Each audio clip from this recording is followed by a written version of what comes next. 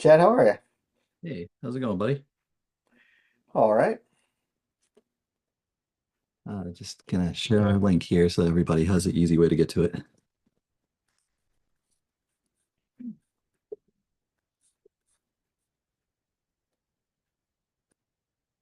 In the LinkedIn group? Yeah, in the Slack channel. Oh, I figured that's the easiest place for people to find it. which Slack channel? Oh, there's a West Coast Drupal Slack channel, right? Yeah, there's so I set up a channel in the Drupal Slack since that seemed the most appropriate place for Pacific time virtual meetups. Yeah. Yeah. Uh, Getting all these reminders. Is this a new thing or something that goes back a while? This the first one. This first one? Yeah. Yeah, first Oh, one. yes. Yeah. No, this is I set up like a week or two ago a LinkedIn group with the same idea. Oh, cool. Yeah, well, we can certainly join forces if you want. Make it easier for people to find. Hey, how's it going, buddy? All good, thank you. Yeah. So it seems like this is getting some traction in the PDX channel as well. Sorry, I cannot put my camera right now. I Don't have worry about it. everything behind me. I'm sure it's a little late there, right? There is no blurring that is gonna hide that mess. Well, You I use just an avatar, appreciate you use an being avatar, right? could do that. Yeah. See, look at this. It's just a happy little face.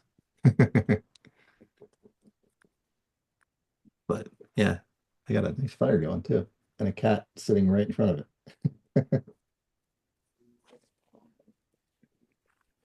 All right. Yeah, I haven't configured that in my Linux. Good. Hey, Faye, how's it going? I'm so tired, and I just turned my camera on. I'm like, I look tired. You look blue. It's the reflection of everybody, I guess. Is that better? It's different. She keeps a big Drupal logo in front of her. That's why. It's a good one. I like that logo. I need to get a hood at some point. It bothers me. I don't know who to talk to about this. I'm like, I could fix this for you. There is, can you see this? There's a tiny little sliver right The here, gap. Yeah. tiny little gap. And I went to design school, so I know how that happened. Full empathy. But every time I look down and I see that, I'm like, oh, you Maybe missed a spot. maybe a purple Sharpie. But I don't, we'll have a conversation about additive and subtractive colors next time. Next time we meet. But I remember those. Shelly remembers those too. adding and subtracting, Yeah, and it depends. Are we talking light or pigment? that's it. That's that's the whole deal. Um, well, What color space are we in? yeah, right. What gamut are we? I think there are about 13 people that booked, so I think we could probably get started. I do want to respect everybody's time. Um, I'll always open by saying this if I can remember. Everything is going to be recorded, and it's not for any nefarious reason. It's just so if somebody doesn't make it on time, or if we need to report something for a code of conduct, we have something to rely on. But more importantly, if we talk about something that's valuable to the community, this is something that we can share with other people. I think our work in the community is something that has that spirit of open source. But thank you all for coming on. This is our first virtual meetup. And the idea is that we're just going to see how it goes, like any meetup. And more importantly, if other time zones want to do the same thing, then great. But if if it's just us and people want to join us on this time zone, that's totally fine too.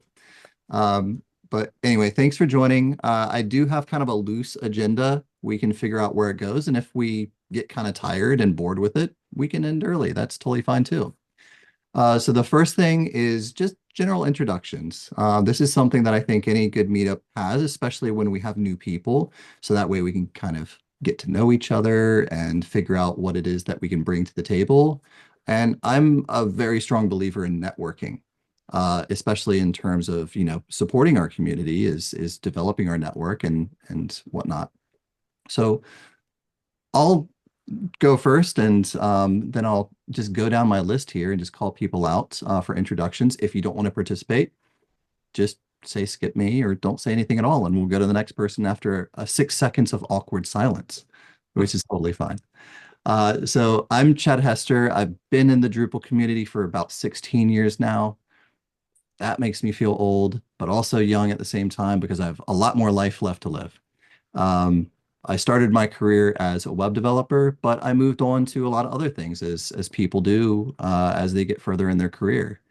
I've done lots of design work. I've done lots of user experience research, sales. You name a job position in an agency, I've probably done it.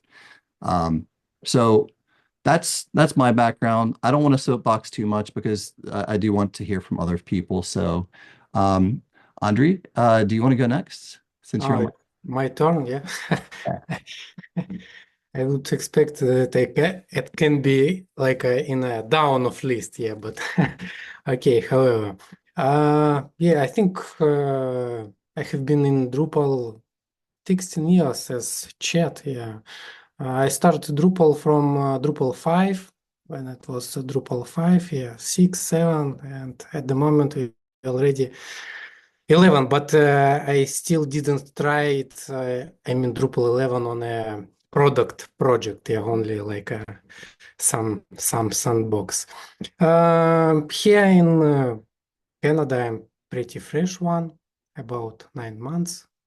But yeah, and I hope, yeah, we will be work together.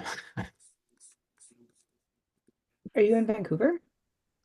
Yeah, not in Vancouver, Burnaby, yeah, I'm in Burnaby. Welcome. You in Burnaby as well, not? Yeah, right now. Yeah. Okay, nice. Because I try to organize this is Brentwood Drupal chat, not chat, but meetups. Yeah, and last time I've met Dale, Denise was, yeah, and also my wife. Yeah, I just posted this is in our posted this is invitation in our uh, channel, and yeah, all welcome. It would be my pleasure to meet another person and just handshake. Yeah. Yeah. For sure. Okay, yeah, thank you. Yeah, too much English from you. Thank you. Yeah. Faye, you're next on the list. Coincidentally, Coincidentally. uh, my name is Faye Loren. I have been doing Drupal things for about a decade now. I stayed off the radar for the most part until the last few years, and then I decided that I just kind of wanted to prioritize community. So now I'm heavily involved in all kinds of organizational stuff, diversity, inclusion, um, the neurodiversity Slack channel. Hopefully we can do something cool there at some point. A lot of DrupalCon organization stuff, but big DEI person.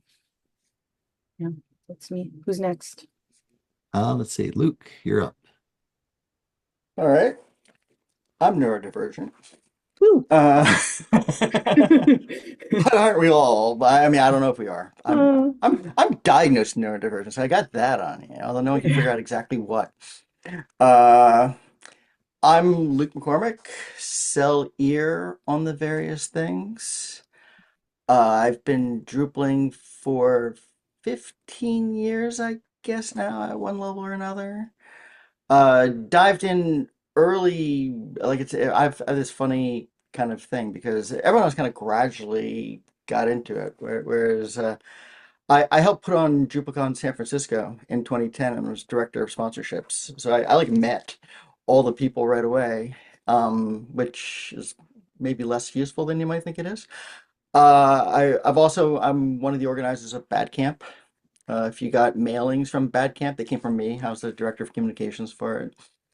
Um, and I started and ran a Drupal users group in East Bay, and I'm involved with the San Francisco Drupal users group. Um, and I actually just last week, in frustration at feeling about the West Coast not being like the center, seeing all these jobs for Drupal people around DC and scattered along the West Coast and things like that. I started a LinkedIn group with a similar name to this called, West Coast Drupalists or something. So I'm really interested in this whole idea. Big supporter. And I know Carlos from we worked together at Acquia when I was at TAM for a little while, but I'll cut out now. All right, thanks. Let's see who's next. Oh, I'm gonna post my things and It literally just reshuffled my list. So Pavlos, you're next.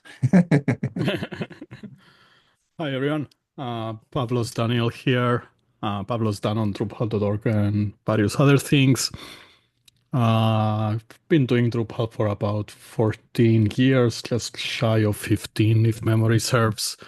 And I started when I basically graduated right into the 2008 recession and basically couldn't find a job in the field that I graduated from. So a friend of mine suggested build a website for yourself, and that friend happened to be into Drupal. So he suggested Drupal. So I used Drupal, and the rest, as you say, is history.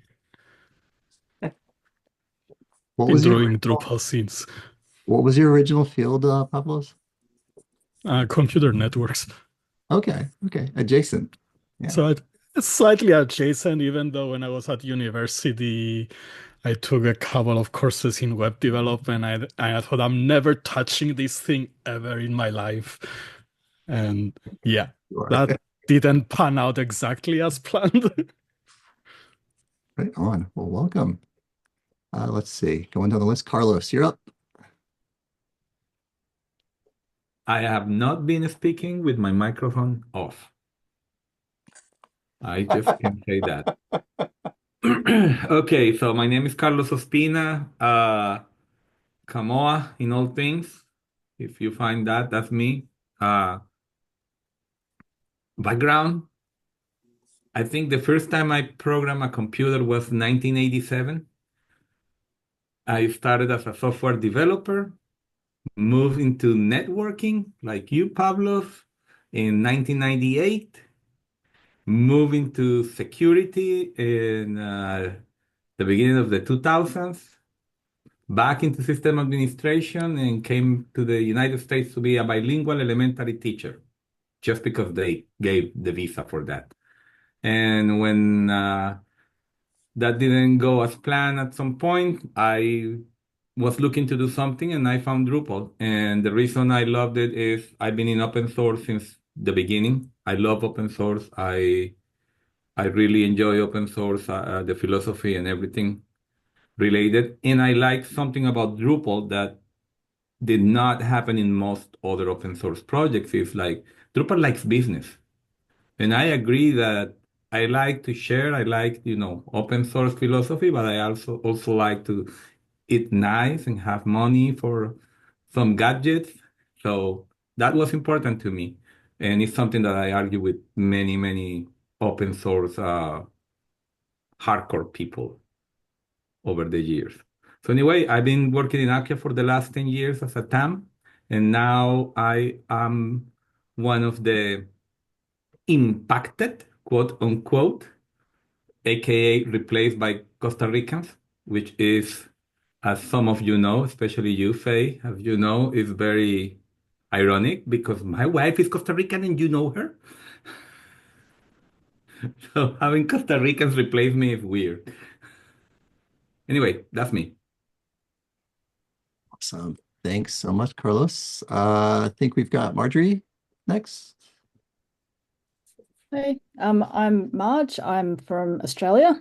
Um, it's lunchtime here, so I thought when I saw the this pop up, I thought, yeah, I'll give it a crack, and then, if nothing else came up at work, which it kind of hasn't. Anyway, I've been involved in Drupal for about 12 years now. I started volunteering at events about 10 years ago, and I've been on the Drupal South steering committee for just over 2 years now, where I'm the secretary. So I help run like the Drupal South events. I also run the Drupal ACT, so like the state or like the meetup for Canberra, which has been really successful over the last couple of years. We're sort of consistently getting maybe 30 people in person, another 5 or so online. So the online, it's definitely an in-person event, and people can listen in as opposed to being interactive. So that seems to be working well for us at the moment. So I'll probably continue to do that next year. I'm actually going to DrupalCon Singapore not tomorrow, on Saturday. Wow. So I'm looking forward to that. I am not a I wasn't meant to be a volunteer there, but I've now been roped in to do some stuff. So I'm going to be at the Drupal community booth, which I think is a new thing. So representing Australia and New Zealand. I don't think there's any New Zealanders on the thing. So I'll try and speak for them.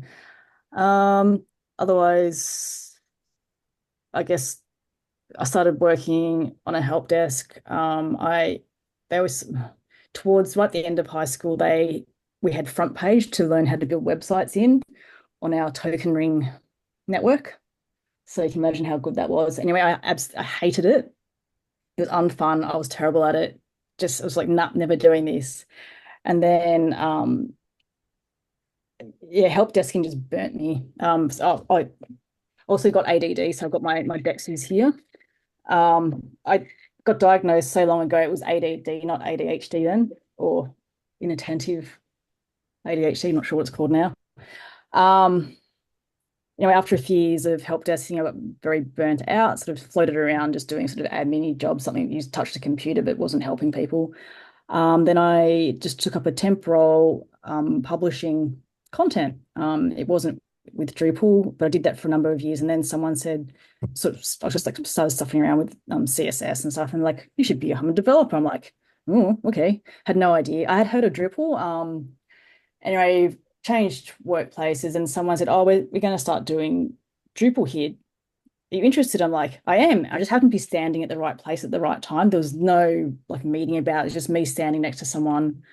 I said, yep. And yeah, so that was, yeah, just over 12 years ago now. So it's just very lucky. But yeah, big on events. I created a new event called the Drupal South Community Day, which ran for the first time last year. Ran it again a few weeks ago, and it was really good. So it's sort of a mid-sized event where we get 100 to 130 people coming along. So it's a low overhead event. So it's yes, that you don't go out is a sort of a single day thing, and it was just really fun. So anyway, that's me. Thank you. Awesome. Thank you very much for sharing. Nice to meet you too, and good for joining us. Proof that it does work beyond this time zone. Shelley, you're up next. Hello, I'm Shelley Getz. I started in Drupal in 2012-ish, I guess, kind of bit by accident. I was a visual communications and photography major in college, and after school and doing photography for a little while, I went into the regular 9 to 5 world and kind of got burnt out by that, and was afforded the opportunity to quit my job and look into something new, and fell into the Drupal space, kind of on purpose by accident, I guess. And from there, I became a project manager. And after leaving project management with an agency on the East Coast of the US, I started working as a UX designer and digital strategist. I did that for about 5 years, and now I'm a business analyst and product manager. So I don't do anything technical with Drupal, but I know how to translate all of everyone else's needs into things that developers can build and meet all business requirements. So that is my story in a nutshell. How did you get into this nutshell? I don't know, Chad. You wouldn't know anything about that. Chad is my husband of 17 years. We've been together for going on 23. So I've had Drupal kind of around me now since he picked it up 16 years ago. I've been around for the whole ride, and it's been a long ride. So I kind of he kind of brought me up into Drupal, I would say. Taught me how to do site building and little things. But yeah, I got involved in the Drupal community through him as well. So I've been to a few events. I'm not as involved in the community as Chad is, but I do like to come around and meet some new faces. And now that we're living on the West Coast, I felt like it was good to kind of get involved and start to get to know some of you lovely folks out here. Although we know Nick from Baltimore. That is the perfect Getting segue. out of this. Nick, you're up.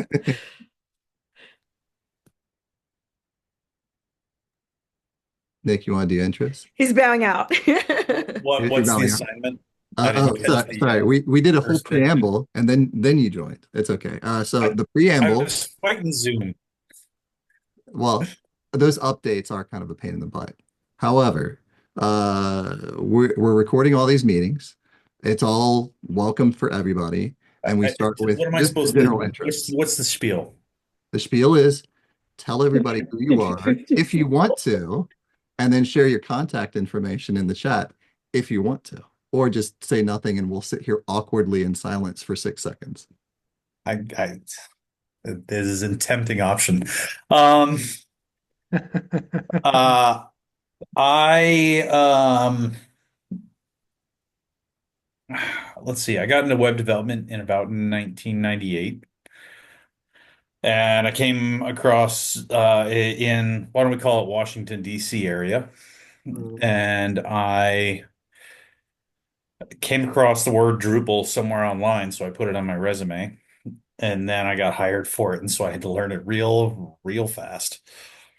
That was at about 4.7. So that was, I don't even know how long ago that was. It was for ages ago. I kind of I would say Drupal got interesting for me when I started going to the Baltimore Drupal meetup. That's when I started really talking to other people about it and collaborating skills and things like that. Um, I and then at that point it was just I did Drupal for the drinking buddies. The job was secondary. Um, I've been drunk with most of the people on this call. Um,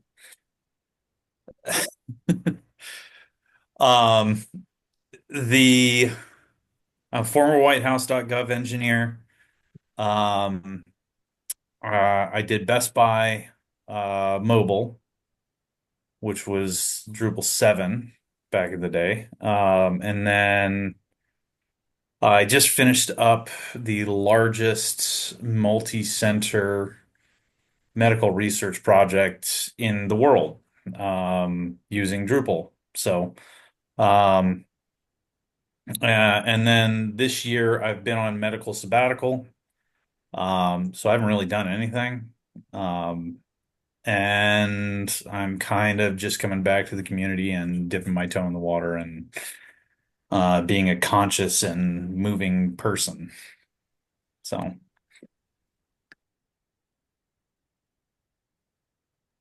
Awesome. Well, we can still give you that awkward 6 seconds of silence if you want. I can out awkward you, bud. Well, it's great to see you, Nick. It's great to have you with us. And last but certainly not least is Ivan. Tell us who you are, what you do, where you're from, and share your contact information if you'd like. Hi, my name is Ivan Chakea. I'm a Drupal developer working for Celador Media Group. I'm based in Colombia, and I have been working with Drupal since at least 2012. So it was around when Drupal 7 was starting out. Been having only great experiences since then. I managed to join the local community when it was starting in Colombia, and I have been visiting the DrupalCons when I can through the years.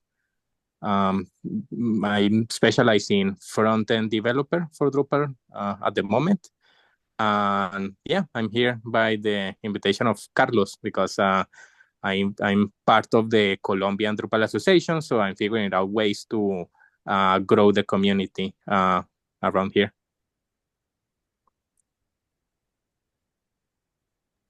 Wonderful. Well, thank you very much, everybody, for introductions. I think anybody that wants to mingle, socialize, network, those sort of things, we can certainly do that after our kind of main to-do. But I do want to move right into it. I think that's part of the reason why some of us are here and others are here just because we want to see each other and talk and see what's going on in this community. So the main topic that we have, which can certainly change from meetup to meetup and change format. We could do presentations, lightning talks, the typical stuff that you see in meetups. But the idea that I originally had was to just do a discussion about something that I learned about at the Pacific Northwest Drupal Summit. I hadn't heard of this before, but I attended a session from Mike Anello. He and I actually worked earlier this year on a podcast where, look, I've been a Drupal developer for a long time, but I wanted to refresh my skills. So I spent a good deal of time with him and bunked with him and a few other guys in an Airbnb for the summit. So went to this talk and it was all about the IXP initiative. And if you're not familiar with that, there's a link of that in the document. I'll share that document for our meeting notes here, just so everybody can see that. And I'll put a summary of this call and recording and all that stuff in there too. So the IXP initiative, as I understand it, is about pulling in inexperienced people into the Drupal world. We just heard from a lot of folks in our introductions how many people have over a decade of experience in Drupal. Well, we want more people to have like zero or very little to actually start to come into our community. I think that would be very healthy.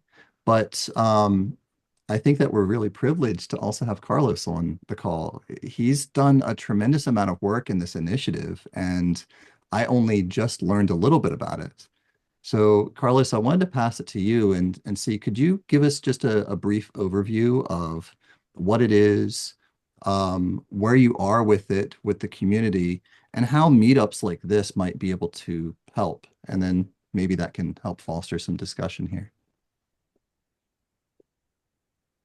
Again, I am not speaking while my microphone is off. I never do that.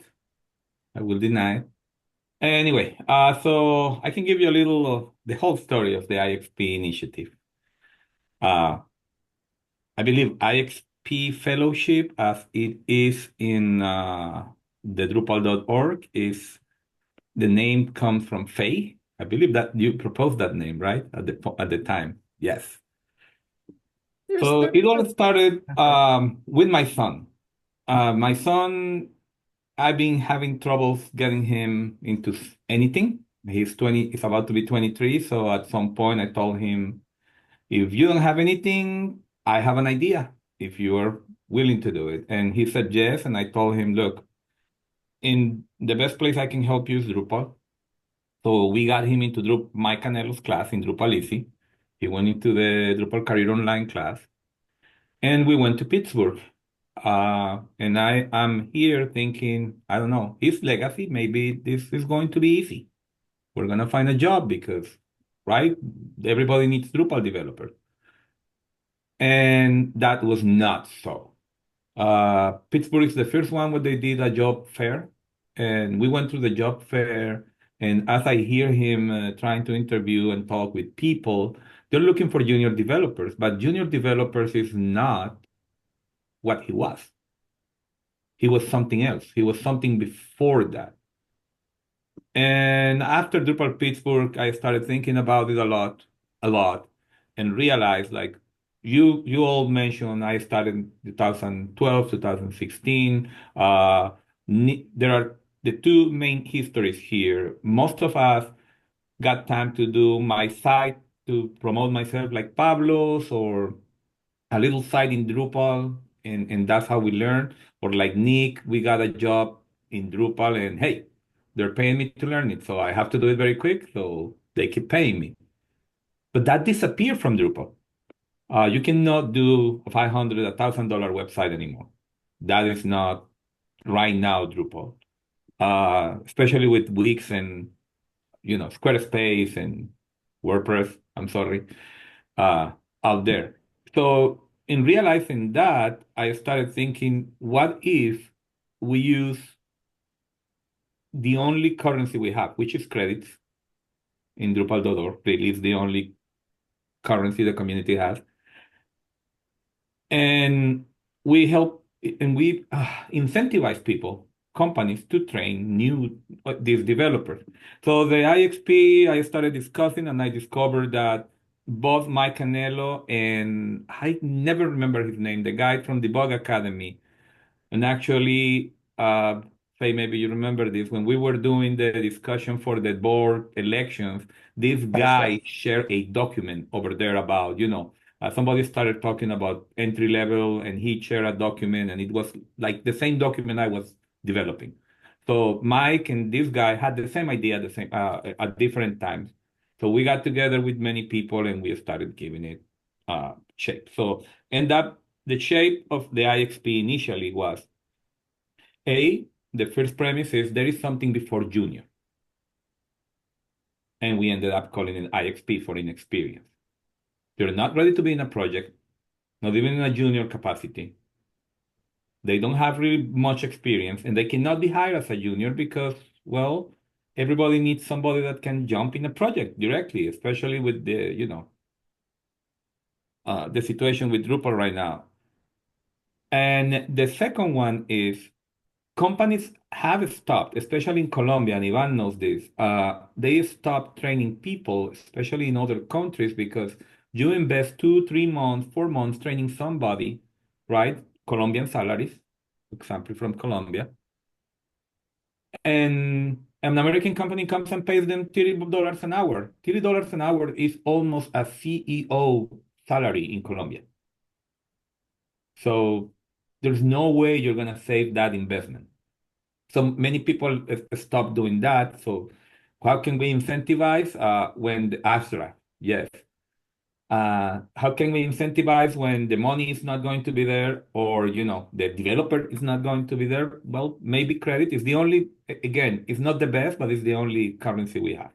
So we started defining the different aspects. Many people help. And just from here, uh, Luke has helped, has given some ideas. Faye, you have helped. You have given me many ideas as well and asked and help us with the Drupal Association. Pablo, we have discussed this a couple times in different meetings and DrupalCon, and with Ivan, we were talking about it recently. That I don't know if I have talked to any of you. You should ask me recently. But yeah, we've been talking with many people. We ended up doing a little survey. So there was a group of Spaniards, Raul and Javier and others, that created Drupaleros, and Drupaleros wanted to do like some training for Hispanic people. And one of the things that they did was to create like a chart of skills of a Drupal developer.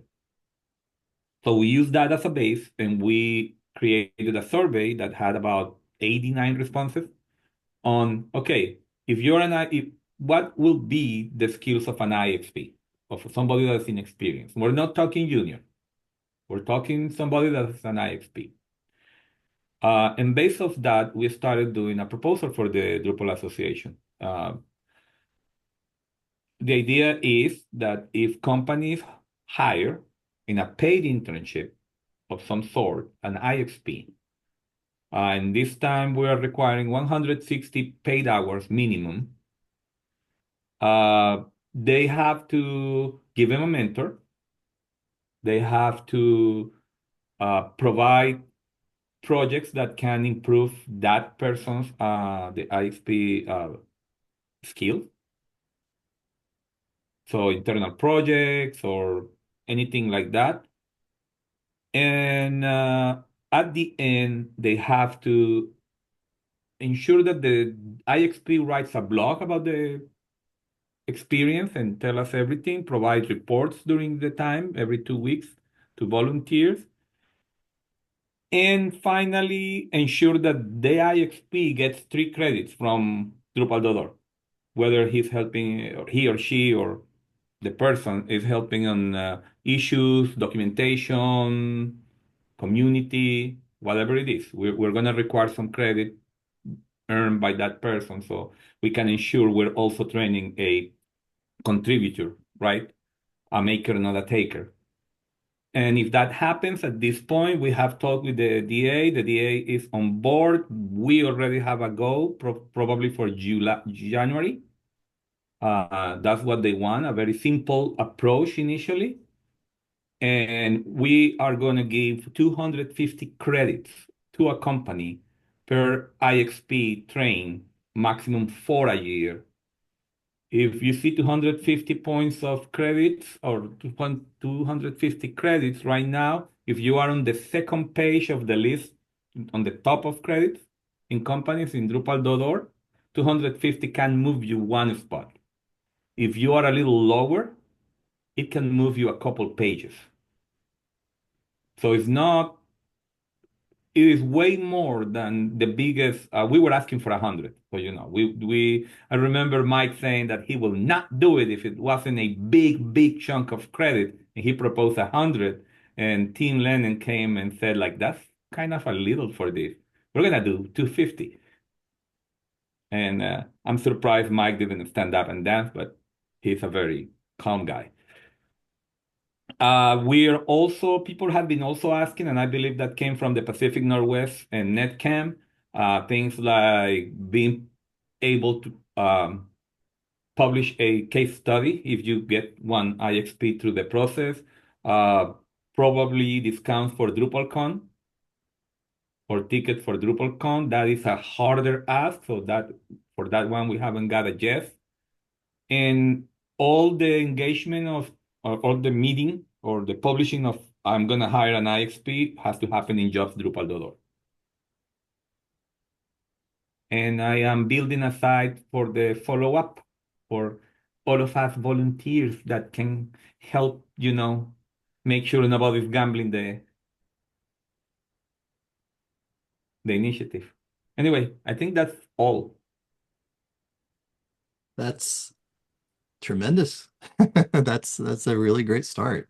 Sounds like there's not only a lot of momentum, but it sounds like a great way to pull people into the workforce, specifically through Drupal. I'm curious, how can we help? How can the meetup participate in that? We're going to need volunteers. And we finally got to the point where we wanted to be. We need to happen. We need it to happen. So the best IXP initiative that we can have is the one that we actually have. Kind of how I say it, right? Like it doesn't matter if it's perfect or not perfect. If we agree that credit is good, if we agree that the process is not going to be gambled, or however you said that, that doesn't matter as long as we have something to begin with. And I'm going to name you, Faye, because you are one that said, can we start this in a sort of test to demonstrate value? And this is what is going to demonstrate value. If we have value, more resources can come to this, and we can start thinking, actually giving DrupalCon tickets or something like that, right? Like it actually can start getting stronger. So the phase 2, which I believe is the phase 1, sorry, that is the document that you shared that is also an issue on Drupal.org, is very light on terms of what the DA is going to do. There is a lot of volunteers are going to do. Me and Mike have been working, and I should meet with him this week on a document on what are the next steps while the DA finishes the whatever implementation they're doing in jobs Drupal.org. And we're going to need a lot of volunteers. whether promoting, especially promoting, I think that is the first thing is promoting into your companies that you know, uh, finding what is the perception of value on companies on doing this. You know, what is going to make a company do it?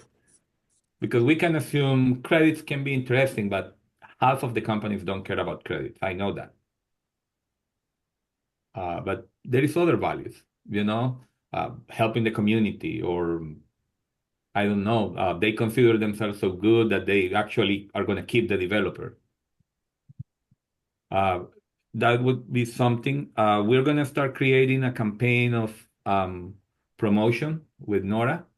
So when we have that, we're going to need also volunteers for that. Uh, I may need help with the site that I'm doing. That is basically in that document, there is at the end, a little process on a form that the company fills out and reports every 2 weeks if anybody read it already. And I'm doing a website to do that. I have some So, questions for you, Carlos. yeah. Question one, what's your timeline right now? So I know that the board just approved the initiative insofar as like the credits and sort of the basic way that they're going to support the initiative. What sort of timeline are we looking at for actually getting some That people in and starting this? that brings something else that is super exciting about this, and is that as we're doing this, is also Drupal CMS is happening, Starshot is happening, and what happens is that I believe, and actually, Faye, me, and others, we propose a panel to DrupalCon about this. This is all going to come together because now I see IXPs as a good resource to work on projects that include Drupal CMS. We're going back to the basics. But because the DA is so focused on Drupal Starshot right now, we have a very soft promise from Team Lennon that it will be ready in January. So we depend on the DA having the jobs.drupal.org and the little ask that we have. And again, in that document that you share at the end, there is a proposed DA implementation, something like that. That was written by Tim Lennon. Yeah. So that is his proposal of what's going to happen. That is going to be ready by January, according to him, but it's a very soft promise because all the resources are on Drupal Starship. Yeah. So end of January? Yeah. Okay, that makes perfect sense. And then I have a thought for the DrupalCon ticket. What if we just create a volunteer role for these folks? Like if we have a special IXP DrupalCon role that will make sure that they are able to contribute something meaningful, but also be visible, connect with a lot of people, get a lot of like FaceTime. I don't know exactly what this role is, but like in Lille, I did photography because I was like, I want to volunteer, but I mostly just want to talk to people and have an excuse to just, hang out in the expo hall and Oh, no, no, you go to the call. photography, right? Yeah, right. Yeah, that's what I do. Right? Now I'm So like Nick. so what we're working on right now Yeah. in the DrupalCon working group is starting to talk about what the funnel looks like. And so IXP fellowship is a really, really good sort of like top funnel piece. We've had initiatives like this in the past failed because what happens is people get trained up and then they kind of take their skills and go elsewhere. And so we want to keep them in the funnel. And I'm like, hey, DrupalCon is a really, Yeah. really good way to get those people in and turn new users into careerists, turn takers into makers, that kind of thing. So we want to funnel them down. Exactly. And that was part of this. And that's why the initiative requires payment. And it's that. What happened is you get trained right now and you cannot do anything, but you still eat. You Yeah. still live under a ceiling. You need to pay for that. And you need a job. And then you discover that it's easier doing it in Wix, in WordPress, in other places. So you go there and do that and then grow on that. So yeah, the idea of the IXP initiative is to keep them in Drupal so they grow with Drupal. You're right. So I wonder if we could create a role for One them. of the problems is, Mhm.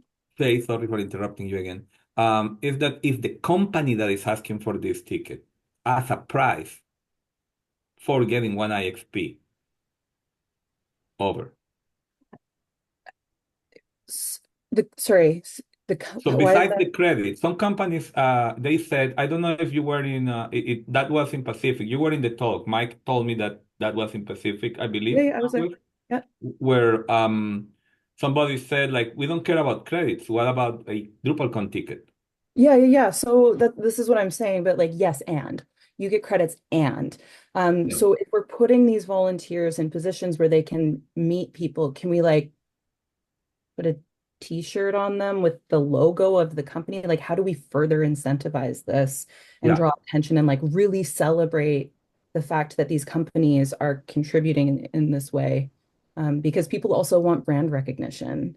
Sponsors for DrupalCon are looking for brand recognition, and like not every sponsorship opportunity has that in equal ways. And so if you could get somebody whose like job at DrupalCon is to do something where they get a lot of face time and their job is to like talk about their experience and shake hands, and they also have your company's Yeah. logo and like talk to me, I'm an IX. I don't know what it looks like, but I just, like that you know, idea.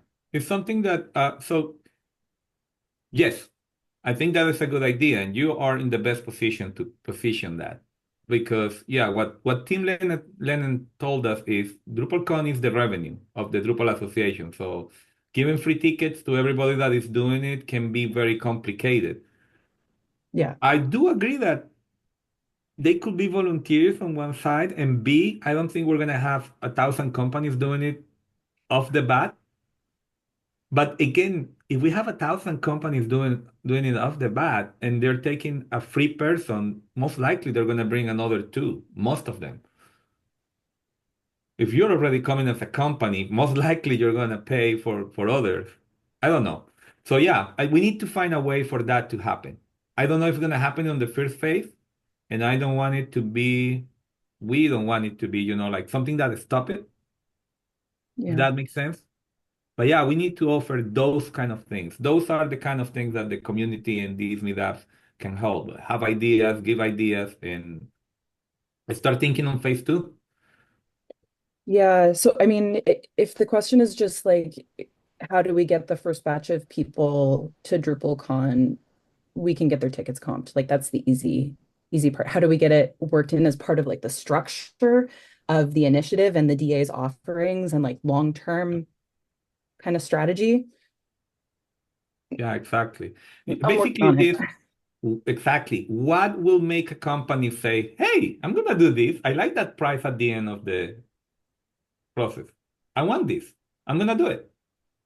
Whatever that is. So we have credits, we have a possible DrupalCon, we have community cred, right? Like, look, these people is actually helping people.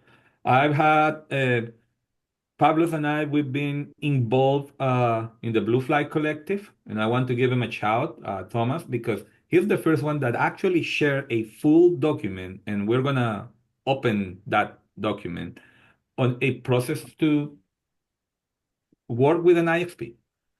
What kind of projects, what will be the first things that they're doing, the next things, the first week, second week, third week, etc. That is also something that we're going to need because one of the askings, and I believe that was for NetCam or also Pacific West, those were the last two that Mike presented, is we need resources. But going back to the DrupalCon, if a person is willing to go and share their experience and give resources, like this is how we did it, that's how we paid, that these are the projects we work on, this is what worked, this is what didn't work, next time we're going to do this. Maybe they can get a ticket to do that and teach companies how to do it and get them hyped. I don't know. Maybe present a session. Yeah. Yeah, Yeah, maybe there's get them to present a session about their experience saying, this is how I got into it, why I got into it, this is what happened, and these were the outcomes, positive and negative. And I think that'd be a great, even if just a quick birds of feather session, it could be, something worthwhile. Yeah, I definitely think that it would be easy to do a BOF. We are facing another challenge now, which is in the DrupalCon world, we have finite space for sessions. We are expanding the number of topics, the number of tracks. There are 10 tracks for Atlanta.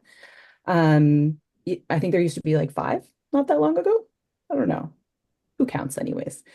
Um, but the other challenge is that one of the pieces of feedback that we are consistently getting from agency owners and businesses is that it's not so much the cost of sending someone to DrupalCon, it is the opportunity cost of not paying, like not having your billable hours for those people for a full week. And so this year in Atlanta, they're actually like condensing the schedule down to try and make it easier for people to only come for 2, 3 days as opposed to for the full week, which makes me sad because I'm like, Well, yeah, it's and like how does that match up against the value out of the actual conference when you start to consider the networking opportunities and education provided there? Like that's a silly way to do that math. it's, you know what? If you want to talk to the agency owners who are looking at the opportunity costs and sending spreadsheets, like, I mean, you know that I would. yeah, I mean, and there's all kinds of value in coming to DrupalCon. Like it costs, how much does it cost to replace a person? Like 1 to 4 times their annual salary, depending on how good your documentation is and how senior they are. Which sounds like a ridiculous number, but then you sit down and you think about it, and those numbers add up. And you have to pay somebody for their 30, 60, 90 before they really start to get productive. You're like, oh yeah, actually it does easily take a year of somebody's salary to replace them. And so to have talent lined up is really valuable, to be able to have that talent retention, like by sending your full team to DrupalCon, you're, I think but like it doesn't, at the end of the day, people are like opportunity cost. So I've how got do some very specific lessons on talent retention that I can reference. Yep. And that has been very very interesting because it's part of the ideal world and again I have talked to many of you about it and this is part of the kind of what I and that is me and is my how I started on this is that vision that I see now that we have 3 initiatives that are very interesting. The IXP initiative, Jamie, and the others. We have the Drupal CMS and we have Open University. And I'm hoping that Open University, and this is using my background when I was a teacher, how elementary teaching works is that the agency, the education agency in a state, basically creates is like domains of knowledge that somebody needs to learn. I hope Open University focuses on that, not in trying to create a training resource, but more trying to create a Drupal front ender in the first year should know this. And the first Drupal front ender, when he's junior, should know these concepts. So people can develop curriculums around that. And that's how it works. I explained it already to somebody that is in the initiative. But these 3 initiatives are going to bring new people. And I was thinking on what you're saying, Faye. Companies are asking for a price, right? Like call it a price because it's really a reward for training an IXP. The reward cannot be the IXP. That is out of the question because if it's a small company and that person really becomes good, it's gonna go to a bigger company that is gonna pay them the salary and the good salary.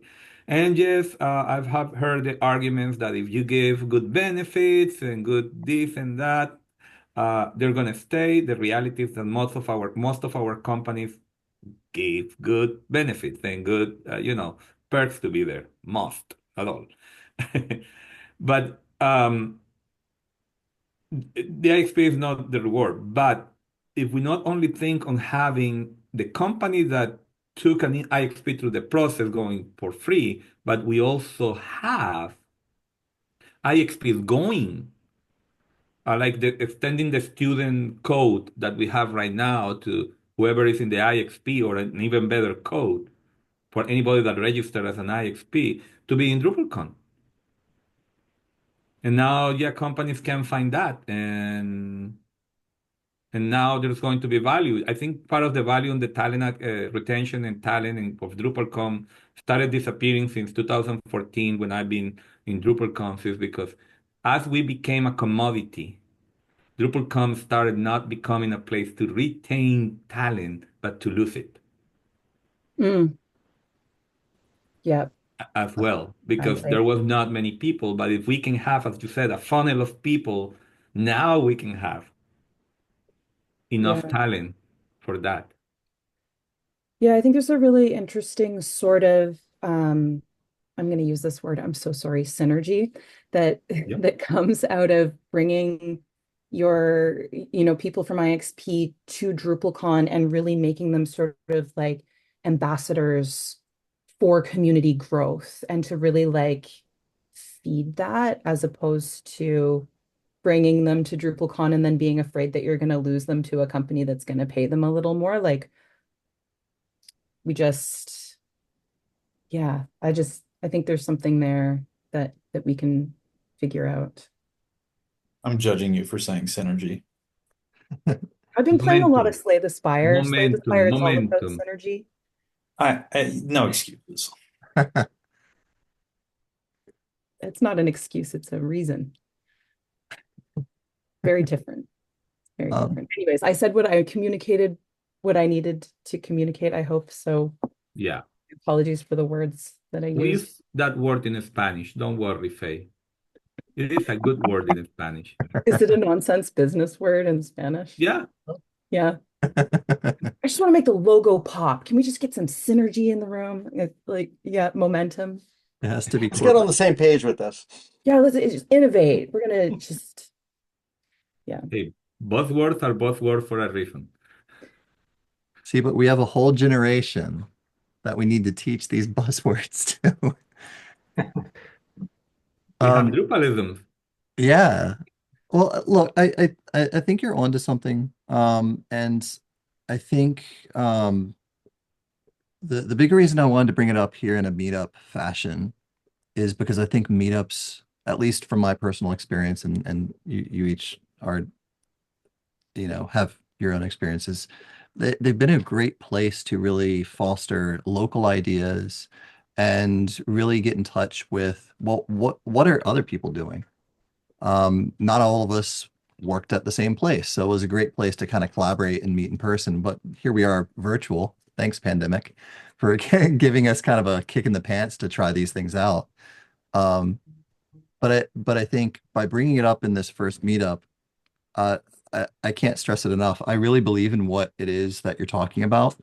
This idea to bring in new people to kind of freshen our talent pool, to gain interest, and more importantly, promote health in our community. If everybody's, in their 60s and then 70s and then keep marching forward, this Drupal community is just gonna die like Fortran. Talent Hey, clip. I had somebody from Accio actually when I talk about this in a channel giving me a long, long, long, long explanation, really long, about we should not call them inexperienced because what if it's a developer or a technologist that is just coming to Drupal, they're not going to be inexperienced and they may feel bad. And I did not have the heart to tell him like that is not the people I'm interested in. Yeah. I'm interested in the guy that, like my son, was doing produce clerk in a Kroger, in a supermarket, and went like, okay, I can do this. Well, Let's try it.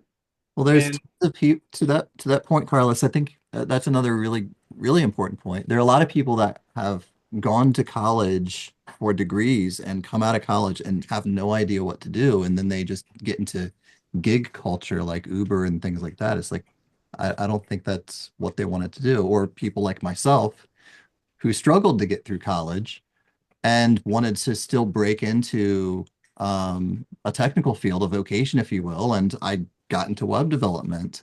And I think this is a pathway for both of those sort of No. people to Look, get into something practical. and especially today, the world has changed. We're Latinos. In Latin America, still today, when you are 16, everybody's asking you, what are you going to do in the university? What are you going to study? What is your life going to be like? You have to decide now. So you have to go 5 years to study, and that is your profession. And you're going to die being that profession. And that has changed a lot. Not so much in Latin America, but the rest of the world, a little bit in Latin America. Ivan can correct me if I'm wrong, because he's still there. But formal education is not the need we had before. Like 10, 20 years ago, if you didn't get some formal education, you're not going to get the big bucks. But yeah, you're right. I mean, just look at the Drupal community. There are names that are not here. One of the main developers in Drupal was philosopher. Then you have Ryan Srama, theologist. Then you have Chris van der Waters, arts. Who else that I know? People in business too. I mean, I think I hear your point, but I want to bring that back to about the how do we find these folks? Because obviously there's the one side of like a company, for example, that would have a paid intern and a pathway towards a career. This is just the tip of the spear for someone who just doesn't know what to do. But I think there's the other side of recruitment. I think the obvious area to try to recruit people would be in universities where folks might be exposed to that. I don't want to say that it should just be limited, and you make a good point. It shouldn't just be limited to computer science majors. There are plenty of people that No. would be interested in participating in this. So that's one side of recruitment, but I think similar to me, I didn't finish college. Um, I'm not proud of it, but I'm also not ashamed of that. The point I'm making with that is more there are going to be folks that we want to reach who might be interested in doing web development. Maybe they're parts of other meetups, and that's why I think these meetups are a valuable Yeah. place to kind of pull people in who are interested in getting into web development. And you can succeed in this industry without having a college degree. So I think recruitment, both in the education Actually, again. audience and outside of it would be something to pursue. But have you and others given that thought? How do we find people who would be interested in, being our guinea pigs, if you will, for this initiative? Yeah, the answer is no. And there is a specific reason for that answer is when we started doing this, I started with my friends from Drupaleros, and they wanted to train people and get new people in. Yeah. And we have long, long discussions about this. The IXP initiative has nothing to do with that. I'm not in that part, or we are not in that part. We are in the middle in a little hole that existed. There is people trying to get new people. There is Mike Anello, as you said, teaching people in Drupal easy. There is Ashraf in the Bug Academy. There is people just mentoring and teaching new people. Uh, Ivan trying to convince Ivan Jr. that one day he's going to be a Drupalist, even if he's 4 months old. There is people coming, but then these people come and I they don't know don't if find you a space know to make money. Connor Krasowski. He kind of started off like that. His parents both they own a Drupal shop, and he was at DrupalCon. I think it's something like 9 years old, like knocking it out of the park, hanging with the big dogs. It was cool. So it Man, happens. you see, Ivan? You see? That's why we started the Drupal Parents Initiative so that we could get more of the kids in, but that's more of a long-term strategy. You know But what? Just give people robes and start shaving heads, and just make it a cult. Just go official. oh, done. Just because we have And you have to make your head pointy, Yeah, as you like have a to kidnap drop, 3 people. like a drop. pointy Bring them and in. yeah, just Yeah. And then we can use the cone heads. Sorry, I didn't mean to No, but sidetrack that's you, but buddy. we're more we're more like a Yeah. not convex but concave point But versus anyway, are a little people is more. coming and we are getting these people, and then maybe they go to a DrupalCon and they try to get a job and they are discovering, I don't have the experience. Everybody's telling you, go study a little bit more, get better. Okay, how do I get better? You have to invest time, but you have to eat. That was the hole that the IXP is trying to fill. Is okay, there is all these training initiatives in the back. They're bringing people, many, not enough. We need more. I agree. This is a, but then they come to Drupal. There's nothing for them, and that's what happened to my son. And he came to Drupal, and there was nothing for him. Really.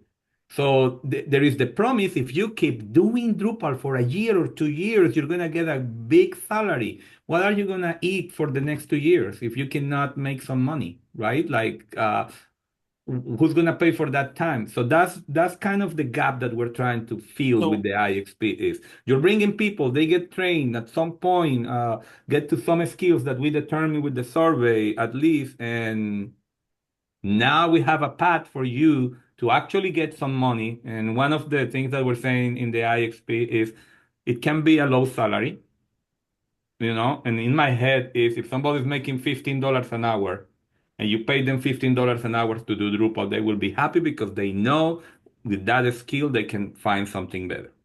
They're not so going to stay there. But let it has me to be paid. And that's the gap we're trying to replace. The gap that we use with what I call the $1,000 website. And yeah, that's so what many of us did. this is one of the things that I guess those of us who started a long time ago have a real advantage, right? So Yeah. right around Drupal 8, the market for what Drupal was targeting shifted just dramatically. Acquia was in a position where they were chasing down top level government contracts, and in their market, they were competing with things like Adobe CQ5, what I think is Experience Manager. I don't know what the hell they call it now. Yeah. Real massive Sitecore, massive enterprise frameworks. Um, and so what ended up happening is there was a shift between Drupal 7 and Drupal 8 where the complexity just went absolutely bananas. Yeah. So, like those of us who had the opportunity to learn on Drupal 7 had a bit of an advantage because we not only did we get to roll into that, but we saw those changes as they were occurring. Um, I think it was what was that, Denver, that Fabian Potencier gave his talk about rebasing Drupal on Symfony. And so we all had a chance to dig into Symfony and play around with it and learn those tools. So I guess my thought here is what would the role of Backdrop be for filling that gap and kind of rolling in those new initiatives? How would that be an avenue for building that experience out? Why backdrop? I don't like it. I'll You be don't honest with like it? you. I But love, why I love, I love Jen and I love Nate. Yeah, but that's why the path backdrop that we though? all had. But no, And but to now, yeah, drop people now straight into Drupal 8 is this is the pretty beauty. We have hardcore. Drupal CMS now. So I'm gonna try to put my camera because I've been doing this with my hands, so I need to show my hands. Yeah. The problem that I see today, and with everything that is happening, and that's why I'm so excited. I started this for my son, basically. I wanted to find a way to find him a job. That's it. And that became this, and it's about to happen. But the problem with Drupal is, and I've been also in that growth of Drupal 8, I ended up so involved without doing anything because I barely have one patch. But Drupal, instead of growing, where is my camera? Here, where camera? This one. Oh, yeah, here. Yeah. Instead of growing like this, right? In the market, like getting more enterprise, which I love because it's the idea of open source. One of the ideas of open source for me is if I don't have money, if I have a small company and I want an advanced ERP system, I can find one and I can use it. Do I need to know a lot of shit or do I have to do a lot of things? Yes, but I can use it. I don't have to pay thousands and thousands of dollars in a license to get the most Right. advanced software. And Yeah, we Drupal is agree on that, that. is the most advanced software. But for some reason, and it's the complexity, as you said, Nick, Drupal didn't grow like this. It grew like this. Because we have this is switch from Drupal 7 to Drupal 9. Yeah, abandoning that. But now Starshot is coming. And I'm discussed this with Dries. And I was telling him, like, I love it because, and I use my hands too. Now we're growing back like this with Drupal CMS. And we're gonna again have this not only funnel of new people, but funnel of new users. The company that does not have money that can use Drupal CMS, that eventually is gonna grow with the page, is gonna become part of their bottom line, and now they're gonna need developers. And the Yeah, first thing that they're gonna need is very simple. yeah, I'm out of the loop on Drupal CMS. I've kind of Yeah. been So basically, pulled up for the last year. Drupal CMS is what is bringing that back. What Nate and Jen wanted to do with Backdrop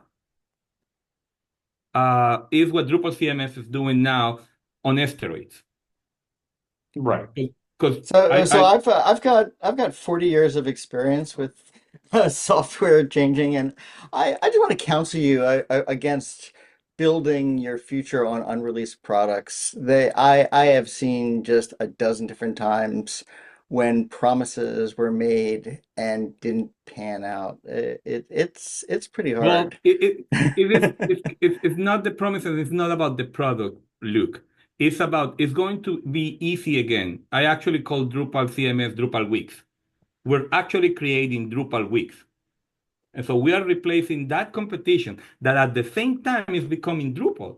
Because Yeah. if you have helped people in weeks, now it's becoming like, oh, you want a second contact form. That's $150 a month. If you want more, they also are becoming that. So we are going to cover again some beginners. That means companies that are going to use more users using Drupal, may not be perfect, may not be everybody, right? But what still keeps WordPress in business, like with all this craziness, is exactly that. People can spin off a WordPress in WordPress.org, create their website, and whenever that website needs something else that they cannot do anymore because their business has been more advanced, their company grew, their needs are bigger, they don't move away. They stay there. That's what didn't happen with Drupal 7. Now with Drupal Well, CMS, we're reopening that back end over there. And look, I also have a lot of experience. No, I know. Look, Uh, I'm just gonna take off. I'm part of the Backdrop project, so if anyone wants to talk about it, you can talk to me. But I gotta go. It's great. Thanks for joining, Luke. I didn't want to. Good seeing you. Thanks for popping in. See you next time. Yep. Bye bye. And I should explain. I remember it was in Costa Rica. I mentioned that where at some point they took Larry Garfield, Jen, Nate, and there was an old symphony guy, no Marrero, that's Michael Marrero, another Morera from Spain. And he published a blog that I never found again that was amazing about that. And he I said, love those. like, I love Costa Rica. It's the first time I'm in the Drupal since Symfony is there. But I'm surprised with something. I understand that the backdrop people was there, and it's not his words, I'm paraphrasing. But what I don't understand is why are you trying to perpetuate bad coding, bad practices, and bad development? But the When you bad could coding and bring bad that, practices and bad development are where we're from. Like it's Drupal yes, 7. I Like know, but that's how we ramped up. Like, exactly. No, we I all think got the here on attitude. that road. So I'm trying to explain why I don't I'm like not, it is because the hold on. attitude at the Eric, time I'm not for going me. back to Visual Basic. I refuse. Oh, Visual Basic was amazing. I used Visual Basic before Visual Basic was commercial. What about Yeah, Pascal? why are you trying to Oh, diss? don't remind me, Pascal. I have the worst development experience with Pascal. I stared at a 4 for 7 hours until I discovered I put a semicolon at the end, and that's why my code wasn't working in Pascal. Oh, I do that Anyway, twice a week. but for me, yeah, Backdrop wanted to keep this, right? I'm Yeah. happy that we are at a point right now, which is what matters, that Drupal Starshot is coming back to these people, the beginners, the people, and if Well, you see it'll be the Drizzy interesting to see notes, how that initiative actually comes forward. I think it's we very have a exciting. beta It's exciting going. to hear you talk about it. Yeah, the Drupal You know, CMS beta is released. yeah. Where's The launch the for the link? Drupal CMS is confirmed for January 15th, which aligns perfectly with the IXP initiative because that Drupal CMS, using Drupal CMS, learning Drupal CMS, giving customers that only can pay at $5,000 at a Drupal site on Drupal CMS is going to be possible with the use of cheap labor, quote unquote, very big quotes, interns, and an easier and less complicated and complex Drupal, which is Drupal CMS, which is built on top of Drupal core. I think that that is happening. So I don't believe we need backdrop anymore for that. If this comes to fruition, the advantage is if you hear what Dries said in Barcelona, he said that he actually scaled back his position in Acquia and is only managing like 2 or 3 people, and then basically he's only concentrated on get Drupal Starshot out. Right. So recipes are a reality. Recipes are already a reality. Uh, Project Browser does most of the simplification. I believe is already doing it, which is not needing Composer to update modules and that stuff and install, which is takes a lot of the complexity out for basic users. Sure. Yeah. Makes sense. Matt Glaman have worked with WebAssembly a lot. So if you can search for Matt Glaman, he just published an update on that. So you can actually run the Drupal CMS on the browser. Yeah, I think I worked with him for a while. Yeah. Um, I know Wim Lears has nothing else but work on Experience Builder with a lot of people. So we have good people. So I think it's going to come to fruition. And again, January 15, nobody, and that's been clear, it's not a final product. It's something that is usable. well, and something that I would disagree with Luke on is that Drupal has a long history of following through on those initiatives. I think he's right in that we probably shouldn't bet on something that isn't quite there yet. But in my experience, Drupal's been, the Drupal development teams in general have been really great about bringing stuff to reality. I think Drupal 8 was premature, but it came around to the ultimate vision about a year later. It was actually production ready, and I think it was a hell of a leap for what it was. So It was I agree. it was really important to help people not have to take the same migration path time after time. And I understand the fundamental purpose of that. And I think a lot of people do coming from that. But I think, uh, Nick, one thing that you may want to watch is I think it was the Dresden uh, Barcelona. from Portland was the The demo kickoff of of Barcelona. Starshot. Like the idea, Yeah. at least the namesake of it was based on like Kennedy's talk about going to the moon. I mean, that's kind of like where Yeah. that concept comes from. But I think the other idea here, and this is to kind of support what you're saying, Nick, is the way that the community is pitching the Starshot initiative is we have to do this. We have to make it to the moon. This is so important to the health of our community and our ability to keep up. Otherwise, these other things are eating our lunch, whether it's a Squarespace or a WordPress or a name a thing. It's going to make Drupal kind of fall into obscurity slowly, one chip at a time. So this is the community's response: is we do this, we survive, we thrive, and this is the pathway. And I think Carlos, you're indicating that not only is the first release of this ambitiously happening in January, with a lot of things scheduled for later on that year. I think like the experience builder stuff comes in September, if I recall correctly, which is the big upgrade to layout builder and things like that. So it's realizing a lot of that vision.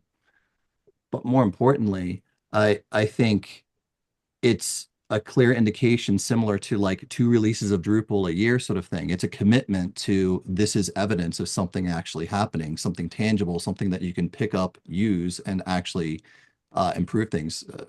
Recipes realizes a vision that things like features had a long time ago. Yeah, It's carrying recipes is forward a lot of things. but better. Yeah. So these Yeah, things, of course it does. yeah, but this is the flywheel that we've all Yeah. been spinning for a long time. And a newcomer, and this is, I think, why I'm kind of pairing this to what Carlos is saying about the January release is the timing couldn't be better coming into DrupalCon with a brand new shiny release and a bunch of people that we want to bring in new to our community. The IXP initiative hitching its wagon a little bit to the idea of the Drupal community getting better. So I want to round that out into something. I think that what we've discussed so far has a lot of depth and great debate and detail. But I want to ask a question. Everyone, I'd love to get some feedback on what are our next actions, particular to this group of people, this meetup for the IXP initiative. What can we do? What can we write down and say in the next month, let's try to do this to help push the initiative along? Can I say? Moderate. Yeah. Yeah, because I listen, this is long conversation and it's not like some new idea. I think it's maybe like my observation. For example, we have like two different type of private company which work with the Drupal. First of all it's like a pretty big company, pretty rich company, and another one it's a small company. If I am a big company, for me to hiring another developer, skilled developer, it's not a problem. I just go to market and can select and pay to them some pretty big salary, and I can hire it, skilled and really cool developer. As I'm small company, for me it can be a problem because I have a limit in my budget. In this case, I can hire some junior or middle or less and pay less than higher company. And if we understood this one, I mean, regarding IPX, this is an initiative. For me, for example, how I can say this one? The problem is we should concentrate, I think, yeah, we should concentrate on a small company and provide for this small company some junior or pre-junior developer. And how we do this one? It's if we're talking about the developer, maybe it's some lessons like virtual lessons about coding, about deploy some project or deploys coding some contrib module. For example, if I'm a small company, I try to find somebody and I have a big bunch of resume, and all of this resume for the junior will be the same. But if I found one line about I contrib to this particular module on Drupal.org and I can go to the Drupal.org and check, I prefer to this developer with this small experience than other one. And I think, yeah, we can help like this one.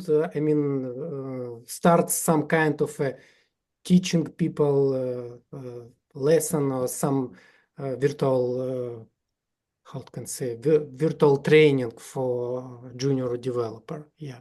And for it will be good for community because we teaching new developer, we educate a new developer, and at the same time we improve some contrib modules, our contrib modules. For the big company can paid, I don't know, for example, $50 per month for another label into their account. When you pay some small amount on Drupal.org, you can have like a some badge on your account in a Drupal. We can suggest the same for the company. And for example, for $50, for this initiative, you have another bunch for badge for 25 bucks. It could be something different. Yeah. And for example, if I'm big company, $50 for me, it's not big money. But if a smaller one, for example, I'm ready to pay only 25 and something like this. But what I would like to say, my main idea, it's start educate people, start teaching people. But it's this is approach cannot solve this problem with what these people should eat. And in this example, what I would like to say, when I was in university, in school, and yeah, I met at the same faced the same situation, and what I would like to say. I work into construction on this when I was young. I work in construction, I work in some security, etc. Before I came into Drupal world to developer. And I think And, it's a and, common and problem. Andrew, that is so good because it's also something that helped shape it a lot.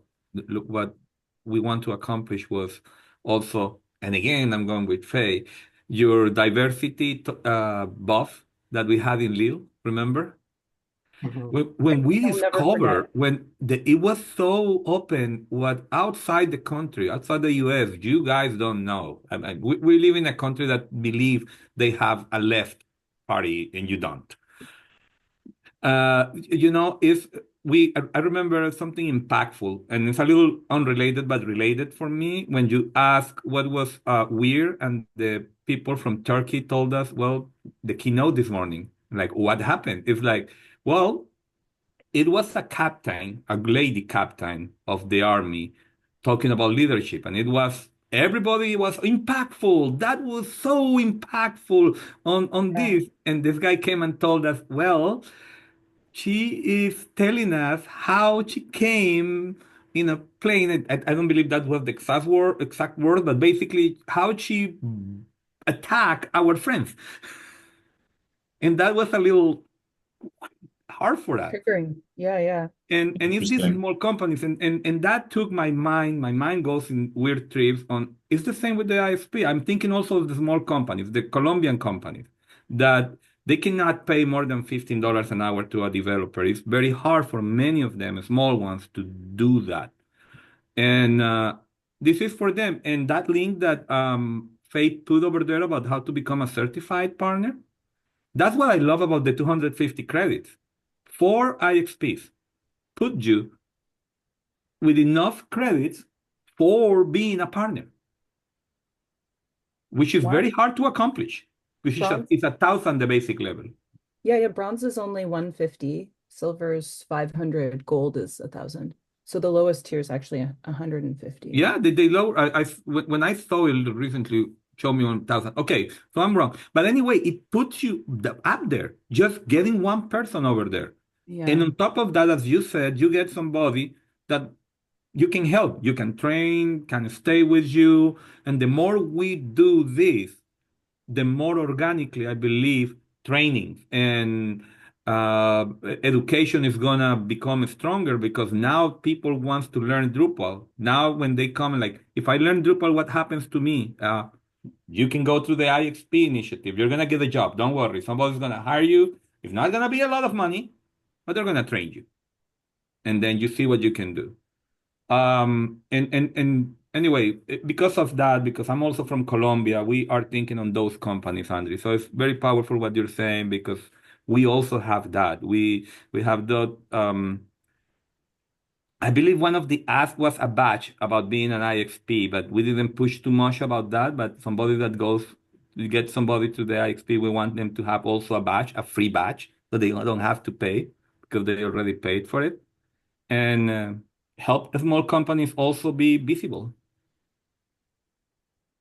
Badge, I think it's just like another point to to take a company to be interesting in this Correct. way. Yeah, but I mean, chat ask what we can do, and I suggest we can just try to teach people, try to educate people. That's I think what we can start at least. Yeah, yeah. I think that the idea I like that. I think that's along the lines of what I was looking for. But and it's not even just looking for right answers. It's just more a matter of we're all here, we're all capable, we're all plugged into the community, and I think that we're all interested in this initiative. So it's about pulling resources, I think, to a certain extent. What can we do together to move it forward? And if we fast forward a month from now, just a month, I think it's easy to keep a low bar. What could we accomplish? Is there a repository for training materials anywhere? There's Selwyn's website, which isn't on Drupal.org, but it is quite the hell of a repository Okay. Yeah, I mean more for for specific IXP. to Yeah, IXP, if maybe on the website that you are putting together, Carlos, if there's like a page of links That's gonna be or in the Drupal.org. oh, it's gonna there have been okay, cool. Yeah. Yeah. So what we also ask, and I have to push Mike because he said he believes he can do it. Instead of having a Drupal.org slash community initiative slash IXP or project IXP, to have an actual Drupal.org slash IXP. And we really want to create like a resources area. And resources can be many things. Resources can be um, some a list of these places to learn. Where to learn Drupal, all these websites, um, how to conduct a successful internship, how to not conduct an internship. Yeah. Because that's also experiences that people have told us, like, yeah, we tried, but it didn't work because of this. Like, we've been trying to ask them, can you put that somewhere documented as much as you can tell, confidentiality and all. Uh, so if somebody comes, if a company blah comes and say, like, I want to do this, but what do I do? We have resources to say, look, here is a framework that some company. That's why I mentioned Blue Fly because I love it. Thomas has been so interested. He reached out to me and boom, he gave me that document and I asked him, we need to publish this document. I need to publish this so people can see it because it's a complete one framework on how to conduct that internship. And we need that kind of resources, how to make them work, how to help them contribute, right? Like these are inexperienced. So probably they cannot contribute a heavy backend module. But hey, what modules are there? Or how to find a module to contribute and get credits or strategies to get credits for somebody without experience that is learning. I think that the biggest help right now is to start gathering those resources because to be honest, we've been trying, but at some point, Mike and I went kind of mean and said, like, we've been asking everybody, no, and we need to make this happen, something happen, a small version of this, a proof of concept somehow. So we decided we're gonna push and we're gonna focus on getting the DA on board with something. And we got that. So now we need to go back to what we planned at the beginning. And if you see the issues in Drupal.org for the IXP, one of those is creating resources. And nobody has helped. Nobody has created any resources. So maybe that's a good place where everybody can start contributing these training training resources. This site that I see you just put in there, or the document from Bluefly, stuff like that. I think this is a good time to start creating a good framework of knowledge But when a company comes and say, okay, I want the 250 credits or the free ticket or the badge, I don't know, whatever gives them value. But how do I do it? They find resources. When somebody says like, oh, so if I learn a little bit of Drupal, I can get a job. How do I learn a little bit of Drupal? There are resources for them to find where to do that. And yeah, I think that is what we need from the community right now. And as I said, we probably going to release more specific tasks that we need, that we're going to need to make happen so this is successful. But I haven't met with Mike this week because every time I tried, I applied for a job in the morning, and that is so draining. Ouch. Yeah, no doubt. Yeah, I hear you, buddy. I right there with you. I think one of the things that in terms of the repository, I did an episode with Talking Drupal after the stuff with Mike, which was good because everything was really fresh from doing the mini series that we did about like let's catch up with Drupal because I was a Drupal 7 developer and then I wanted to refresh. So I came across lots of resources. So when you get started, I'd love to join in and at least share anything that I might have. But the episode after that mini series was actually about the Acquia certifications. One of the things that came up was, okay, I want an Acquia certification. Where do I go to study? And there was not a solid answer for that. And there's a study guide there, but that's a guide. So if I looked at like the Microsoft certified, engineer, like developer engineer or something like that, there are third parties that have courses. They'll guarantee a passing grade if you complete it, stuff like that. We don't have a course to prepare for the certification. And in the same way, we don't really have a course to prepare an IXP. So I think trying to come up with some early version of that, even if it's a hodgepodge of resources, saying if you do this collection of things, you'll at least have enough of a knowledge to set up a Drupal site with some of the basics. And I think Drupal CMS can certainly be a part of that pathway.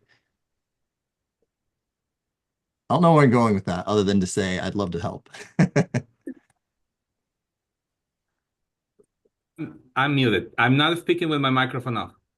There are a lot of questions, and everybody wants those answers. And these are the discussions we're having with everybody. That's gonna happen. My opinion is that all of that is gonna happen organically. You know, like eventually more people are gonna need better training resources because now you can do something with those freaking training resources. And again, we're not talking a WordPress developer moving to Drupal. We're talking somebody that is, carrying big boxes and saying, oh, wait, so I can work in Drupal? Yeah, yeah. You can get an internship on that. Okay, I'm gonna do it. What or are those resources? Those resources are gonna finally happen. Um, I mentioned my friends from Drupaleros. They recently announced they closed. It was very difficult for them to do anything, and I think one of the problems with the training initiatives is what do you do after you're trained? Again, that's the gap we're trying to cover. And I think trainings are going to happen organically. You mentioned certification. Somebody also said, how are you going to certify that they actually made an inexperienced a junior developer? Like, this is what we ask. We don't care because we cannot say it in any way. But I do see companies saying, hey, look, that guy got certified Acquia site builder. Do you think that is enough? Like, yeah, you make him work for something. Or front-end developer or back-end developer, but we cannot require that. So, one of the things that I think is kind of interesting in this paradigm, I guess, is that you're talking about after they're done with their training, where do they go, right? And I think I've been a business owner for a long time now, and an agency and all that, and so on the other side of that equation, it's being able to sell Drupal. And I think I just Mhm. wanted to kind of comment on this. I think Starshot and I think Drupal CMS are going to go hand in hand with that initiative. Yes. But if we want to have a placement for those jobs got to be there for people to go. Um, you know, Yeah. so we got to fix the chain the whole way down. Yes. And we're fixing the chain. And Yeah. that's why I said I'm so excited about this because Yeah, I think so. people, Even just having and I hate to say this, having new marketing buzzwords yes, um is a great synergy. thing. What's wrong with synergy? Synergy is never gonna die. Look, Synergy will die with capitalism. exactly. We need to become cheaper. And I have We had must kill so many capitalism. I have so many bad Sure. looks at me because I said this, but we need to become cheaper. Oh no, I agree with you. And this is And how we I'm become like cheaper. the how should I say? I'm the guy that works on the $10 million projects, right? So Yeah. like I'm there's no way to do web development in the current market. People aren't buying and agreeing with what you said at the beginning is like people aren't buying websites the way that they used to. And this is what's happening even. I also, I'm a Tamanakya. I work with big companies, and you can start realizing if the big company is developing the site, something for them that is needed, then these big companies is for their bottom line or is requirements or regulations that make them have this website. They throw $1 million on this website, but then when the website is done, they need to run updates, and there is only a guy charging 6 figures to do the updates, and Right. then it's too expensive.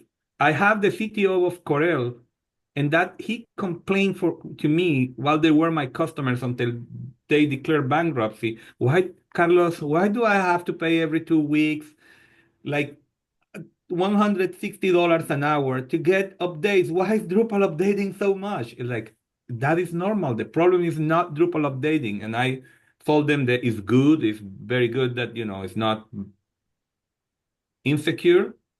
Yeah. But yeah, I mean, you need also the cheaper. What I do see, I dream to see is that companies, instead of living off the two big customers, we're living now of 20 small ones that are going to become big because now they're using Drupal.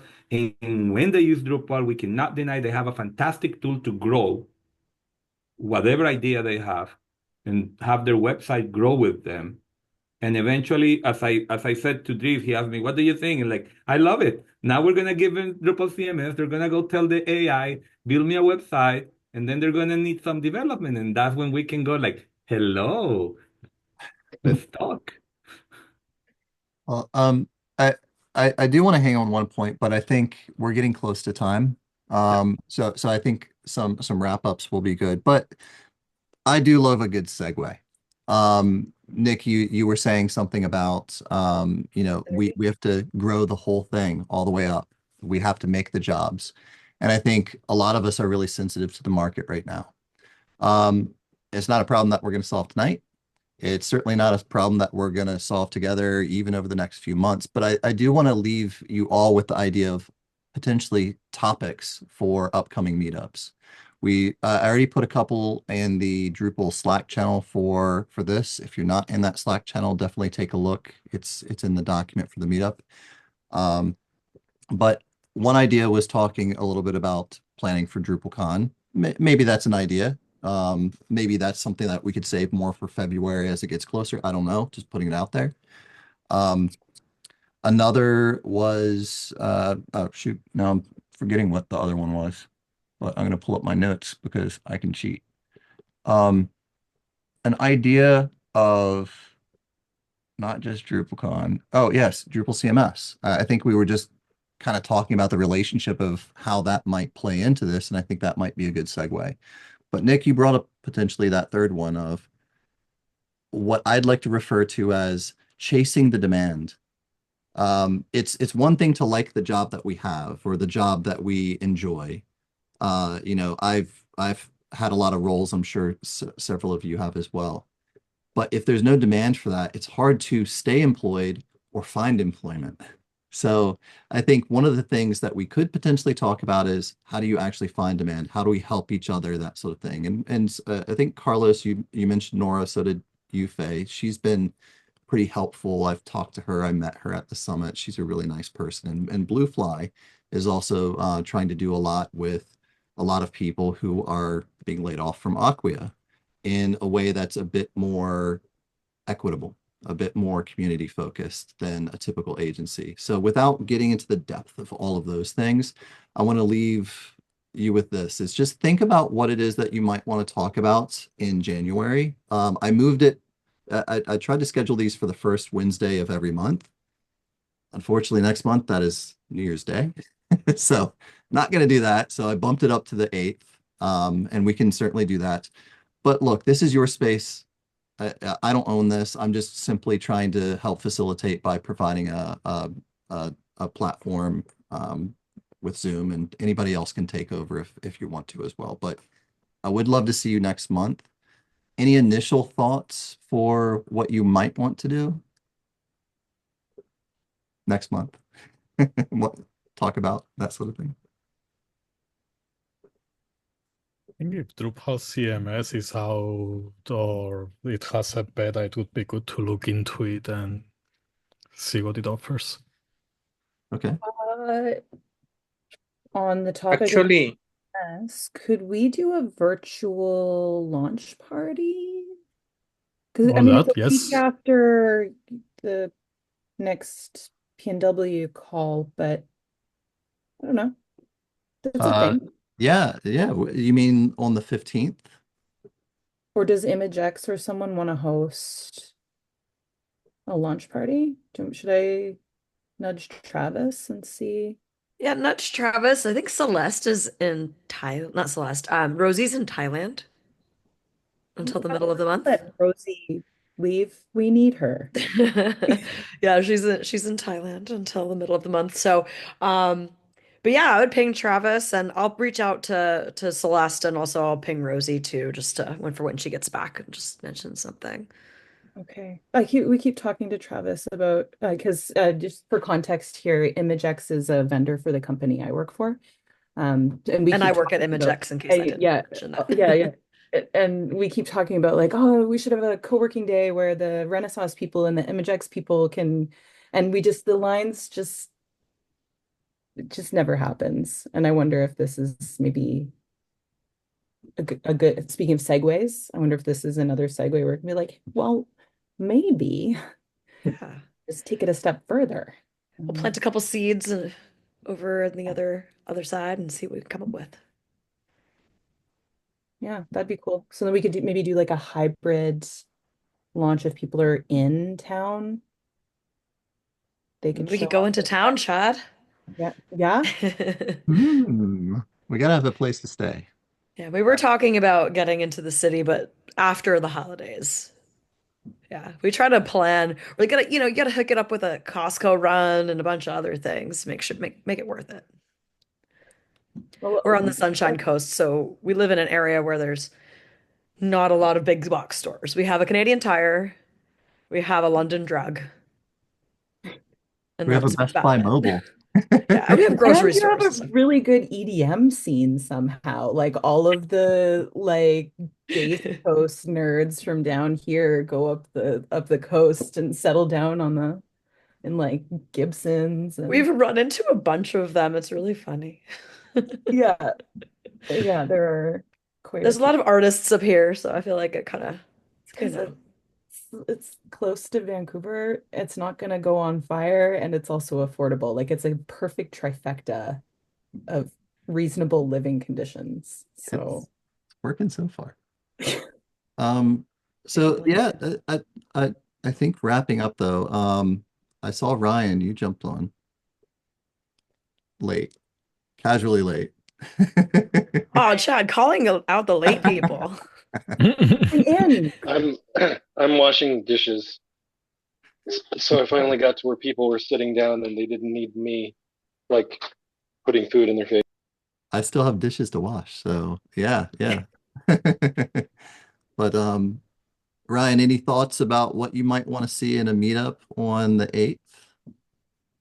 I think Drupal CMS is going to be a big topic this year, Yeah. if only because I've been sitting in some like Reddit forums, like the Drupal Reddit forum, if you haven't been on that. And I would think there's probably like two people every week that go, "Hi, I'm switching from WordPress to Drupal." And they don't go to Drupal.org. They don't go to Drupal Slack. They go to Reddit. But they're like, "Hey, I've tried to do this thing with Drupal CMS," and we're like, "Drupal CMS not ready yet." It's kind of like the short answer. Or they're like, "I've been trying to figure out how to use this like, migrate from WordPress to Drupal thing." There seems to be some movement. So it seems like that it's going to get bigger once it's officially launched. So Okay. having people who know like how to tell the story of that and what experiences you've already had with it and like how to talk to your friends and neighbors and coworkers and enemies about it. Well, let's say this tentatively. It sounds like the popular vote is calling for Drupal CMS, and I think the timing couldn't be better. Let's say that. But Faye, I like your idea of doing a launch party too. Maybe we could have something the day of as well. Yeah, it's sort of just a separate thing. Yeah. I'm heavily involved in DrupalCon, and so I'm also interested in how Drupal CMS is going to take up space at DrupalCon because it's almost creating a bit of a divide in the community because for people like me, like I work for a company with a server-side monolith. We use Drupal. We are heavily invested in Drupal, but like there's no world where we're gonna like stop what we're doing and learn about Drupal CMS. Like it's just that's just not us. And so if we're going to DrupalCon and everyone's talking about Drupal CMS, we're going to be like, well, this isn't for us. And so we're taking this space, we're condensing it down, we're diversifying the subject areas. And now we're like splitting it in half, where if you have a smaller sort of brochure website that could, work for Drupal CMS, you're going to go left. And then the rest of us, probably old people, are going to go right with our server-side monoliths and our archaic $1 million websites. Like, I don't know what that means for DrupalCon and what do we do? What does that look like? How do we celebrate? How do we make that a feature and not a glitch, you know? Yeah. Because Could the discussion be aimed to recipes instead? Yeah, so Because that's something both teams will share. Like, how do I move my stuff to recipes? And of course, beginners will be interested in taking a look at what's available in the community to implement to their smaller sites. Yeah, Shelley, I yeah. know you've been looking at a lot of the recipe stuff with the YMCA and things like that with Avi. So I think you have a good point, even. I think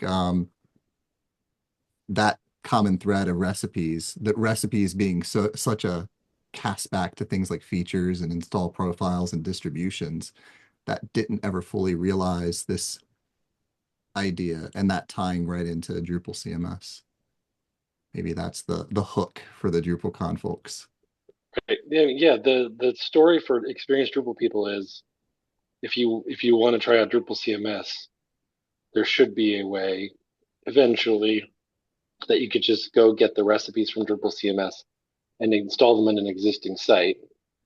It's probably not there today because it's all just being developed in one ball of stuff, but maybe by the time DrupalCon rolls around, it'll be different. I think another point is to what is happening right now, and we were talking about that before, is how many of us, or many Drupal developers really, because I don't consider myself a developer, have been let go. And the reason is we're becoming too expensive for companies, big companies. We're not going to live with the big customer for years. We need to start having small customers as well. So how you as a big company can start positioning Drupal CMS to actually take advantage of those customers with low budgets, which now can be affordable because you have a Drupal CMS that, you can make it do everything via AI. Now you throw over there ECA, the ACA module. Trust me, you don't need a custom module ever again in your life. I don't ever. know, Carlos. You should go look at Renaissance's website. You can do so many Easy. crazy things with Eka. But anyway, but the point is, I see companies living of more projects, cheaper, smaller projects than big projects, because even the big projects, they are becoming very expensive to maintain. And the small projects weren't good for big companies, especially agencies, because if you're paying a developer, and that's what happens. I know people that was let go of a big company, and I was talking to him, and was telling me like, I am supposed to be an architect and I'm doing basic things because somebody has to do them.